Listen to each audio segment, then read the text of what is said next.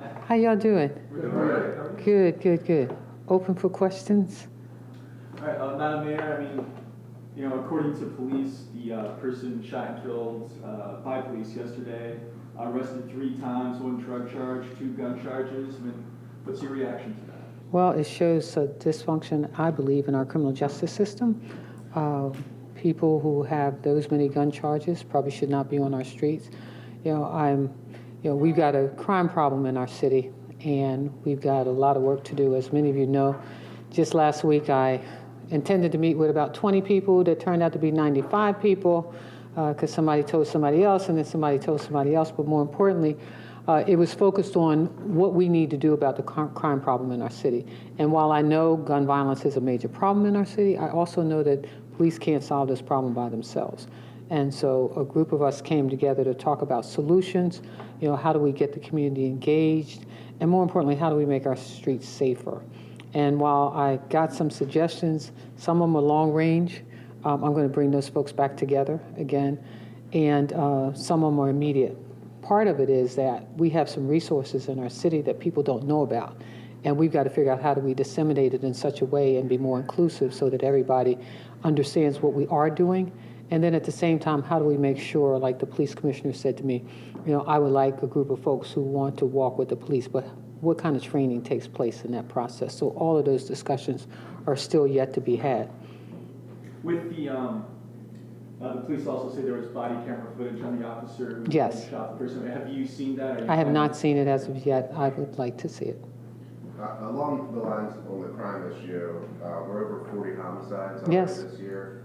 New York City has 20. Wow. That's a city of 8 million people. I know you went up and met with Michael Bloomberg, talked about crime. What are they doing right there that we can implement? Actually, we're meeting with Bloomberg's folks, I think in the next week or so. And we did talk about criminal activity that's occurring in our city. And we certainly are open to expertise and to some suggestions. We also, at the U.S. Conference of Mayors, met with some of their experts in the criminal justice field, and they're willing to offer us some assistance as well. You know, we were just deemed the Bloomberg City, so we do have access to that. Again, part of the meeting, which included the police commissioner, and I had a conversation yesterday with the FOP to be included in our next meeting, is, you know, this strategy that we probably have in place is not working to the extent that we need it to. Whether that is not enough police officers on our streets, but when I think about some of the criminal activity, as you well know, when you think about the young lady who was killed, I mean, that was, we don't know how or why, but we know that that was inside of somebody's domain. So how do you stop that kind of crime from occurring? It was really interesting yesterday. I think some of you were there. I was addressing a 3rd grade class, and someone asked me, what are you doing about the crime?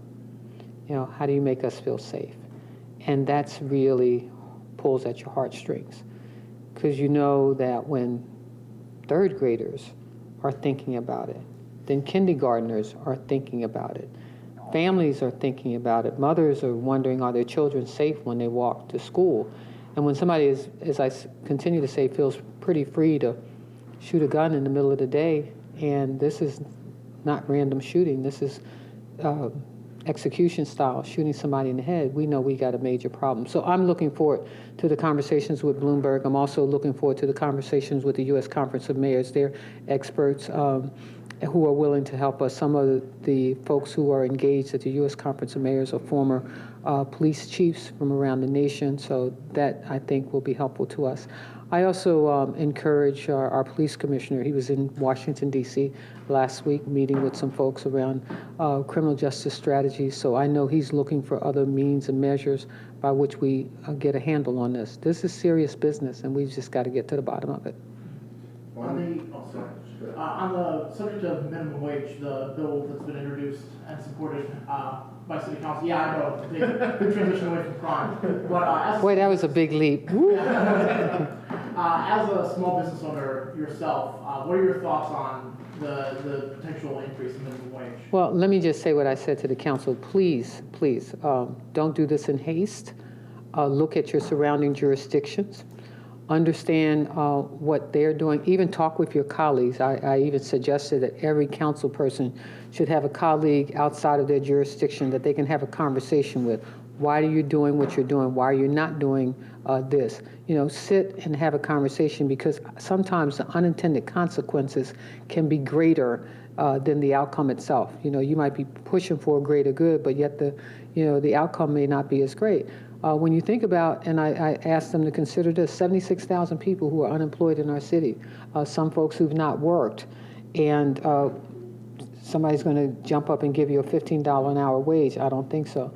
I asked them to even consider training dollars for people. And then young folks, I know that it does not impact 21 years of age and under, but 3,000 people are sleeping on the streets of our city, 500 people that we know at least belong in the city.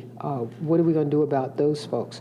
So I would hope that they would take in consideration all of these things and don't move hastily. And even if they were looking at moving to a $15 an hour wage, look around, ask the other jurisdictions, when are they prepared to make that leap? Baltimore does not need to be the hole in the donut. It just doesn't. I mean, we are the poorest jurisdiction of all. We've got the greatest unemployment. And I think about the corridors of our streets that are still unfilled, that businesses could be created and expanded. Baltimore Street is a perfect example. If you go on the west side, just empty storefront after empty storefront. And we want to get people working. We're trying to lure new companies here. We've got folks who are not trained for the 21st century jobs. I mean, all of these things need to be taken in consideration. So I'm really hoping that they take their time, and that even if they're moving, that they move slowly, and they move with knowledge of what's happening around them. That is so important. It's important to this city. And you see how people want to help Baltimore. I'm not so sure that this is the best way to be helpful. And so I've asked them, please, take your time. When you look at Baltimore's economy, we lost jobs consistently for 20 or 30 years, over 100,000 jobs. Right. Mm-hmm. And now the economy's finally started to turn around. Starting to turn around. 12,000 new jobs in Absolutely. the past few years. Mm-hmm. And then this survey of businesses that the BBC did said 300 some businesses would leave if this bill passes. Are you worried that this could impact the momentum that the city has? I'm absolutely worried about it. And again, in city council meeting yesterday, I said, I'm concerned. I'm very much concerned. I know that there are those out there pushing. I know people ran on certain platforms, and I tell folks, look, I've been pulled up about things that I said when I was campaigning. There's some things that that I said that I'm absolutely committed to. I'm absolutely committed to reducing crime. I'm absolutely committed to diversity and inclusion in the city. I'm absolutely committed to making sure that we spread our resources across the city. But all of this requires us to think about what we say and think about what we do and remember who we represent. All of the people in the city, the unemployed, the business people, and everybody in between is represented by what we do. And so I'm hoping that they take all of those things into careful consideration. Think about the people who are on public assistance. To get to $15 an hour may not even help them. It may hurt them. And so all of these things, I'm just hoping, again, that's why I'm grateful as a new mayor of being able to talk to other mayors around the country about what they're doing. And I'm hoping that our council people, especially, some of our newer council people and even some of our older council people, talk to other council people around the country. What makes a city vibrant? I am a person of research, as you well know, who looks at what other cities are doing.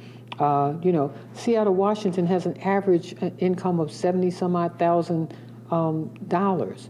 But yet they march slower towards that. But at the same time, now you see homelessness, increasing. Seattle, Portland, because people can't afford to pay these kinds of wages. So we've got to be very careful. What would I do as a small business? Close my store another day.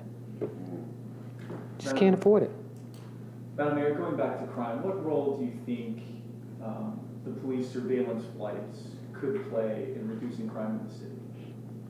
Well, I think this all of this requires a real complete look at what we're doing. I think surveillance cameras, as you well know, it doesn't push up on you and you know exactly who that individual is.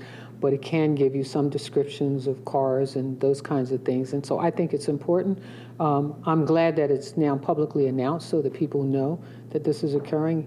Other cities are using it and have found some great results because of it. New York City is one of those cities that, really, I think, can teach us a lot of lessons about how we fight crime in a city of our size. What's the status of the program now, as police have told you? Let me see. What have they told me thus far on the surveillance cameras? Let me just make sure. I don't have that. What they told me is that they have announced it to the public, that we know that it does work. I don't know that it's not funded going forward yet. It's not funded going forward. We know that they used it to see how it does work, and it was helpful. So right now, there's no funding for it. We know it's a useful tool, but when we sit down with Bloomberg, that's certainly one of the things that we will talk about, how useful a tool it has been for the city. And again, I think that when you do these kinds of things, that you make sure that the public understands the usage of it, that this is not to invade anybody's privacy. We've got a crime problem and we need to solve it. On another topic, the school's budget. We know. I'm sorry. 130 million. Well, this is a specific question for you because your budget's going to come out pretty soon. Yes. And there's a huge deficit with the schools. We know 45 million less coming from the state. Mm-hmm. Is the city going to increase its share? Well, let me be real clear, because I think, and I said this to the governor, we give a lot towards education that's not even counted in our budget. And this is what I've said. We're going through this budget process. Every time I ask folks for a solution, we're looking outside as opposed to inside. Send the money here, send the money there, send the money over here. We send $10 million to the Family League for youth and after-school programs. That doesn't get counted in our contribution to the city, to the Baltimore City Public Schools. And so we're not doing a good job of counting what we give currently. Are we out now trying to make sure that we close this budget gap? Absolutely, yes. And in fact, when I'm talking to the philanthropic community and the business community, what I said to them is, because this formula, in my opinion, will take a couple of years to fix, please, as you think about assisting us, think about assisting us over the next 2 or 3 years, because this is not a one-year fix. Madam Mayor, just going back to you. All right, y'all smiling, so I'm getting ready to get out of here. No, I'm here, I'm okay. When it comes to personal protection in the city, people being able to carry tasers in the city, there's currently a ban on people carrying tasers in the city. What are your thoughts on that? Wow.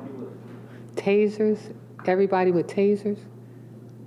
I have to take a look at that. Does any other city do that? I don't know. Yeah, I don't know of that either. I mean, we're not trying to create war and fights in the street. That's not what we want. What we want to do is curb criminal behavior. What we want to do is get to our young people at an early age. What we want to do is create a city of safety. We should not be walking down the street in fear.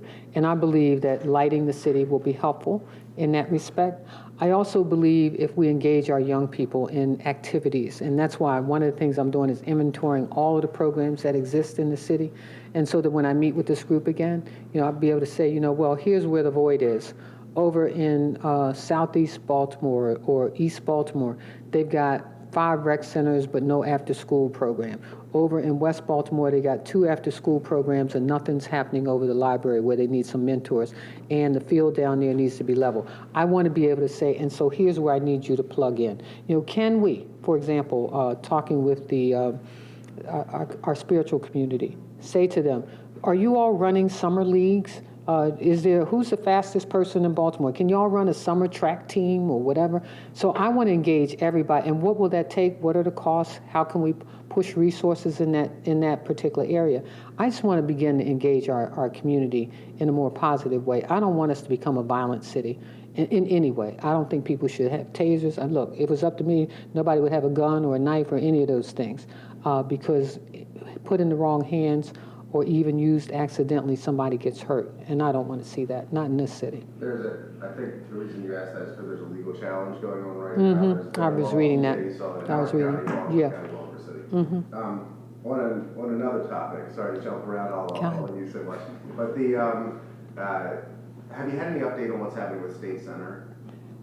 No. No. I've had a conversation with the governor. Okay. And I said that we want the 3,000 people that are working in State Center to be working in Baltimore. I want a building that says State Center in Baltimore. We know that the state occupies a number of buildings in our city. As you well know, transportation, the Attorney General's office is right down the street. But we need those 3,000 employees to be in the city. We've got some great buildings in downtown Baltimore, and we've got some great opportunities to build some other buildings as well. But I want a state center in Baltimore. And so that was a conversation I had with the governor. He's willing to continue that discussion. You know that there's a current lawsuit going on, and I hope that we come to some agreement quickly so that we can move forward. I'm ready. Mayor, we got some numbers from Anthony recently about the amount of money the city's paid to the private attorneys helping the city out with the consent decree with the Department of Justice, $2.3 million. Wow. So far. Are we all in the wrong business? I'm serious. What the heck? We all in the wrong business. I mean, has that been a good use of taxpayer dollars? Is this something the city can continue to? Well, here's what we know. I'm in office less than a few days, and everybody wanted the consent decree to be signed. There's no way in the world I was going to stop the team that was in place, that was put in place before I got here, in order to facilitate what needed to be done. So do I think it was a good use of, well, remember now, the average consent decree takes 13 months to 14 months. So if anything, I think that we end up saving the city some money because we did it very quickly. And not quickly in a haphazard way, but just because we spent more. Maybe we didn't save. I'm thinking about the long hours we put in. Did they get paid hourly? No, I'm not sure. I think that we ultimately saved the city some money because we spent a lot of time getting this done, and we're looking forward to the judge signing the consent decree. I mean, is this something like with contract with the private attorney that the city will continue to have or continue to use? Well, let's just say under the Pugh administration, we would certainly reevaluate that. All righty, I'm gonna dance on out of here. Thank you. Thank you very much. Thank you.